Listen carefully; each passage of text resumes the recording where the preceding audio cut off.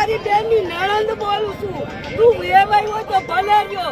તું હું તો જાગી ના આવ. પલટા હાથ રોડે ભજીયા તારા નથી ખાવા. ત્યારે તું પલટે ઘરે આવ્યો. અત્યારે તું ક્યાં ગયો હો? અરે વિદેશ હોય તો અહીંયાથી તું દોડ હવે. વિસાવદર વારી કરવી હે.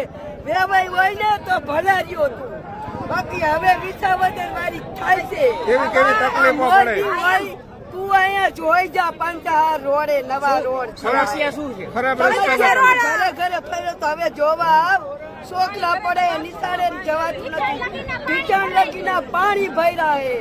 તારા તું ક્યાં દેખાતો તો હો નહીં.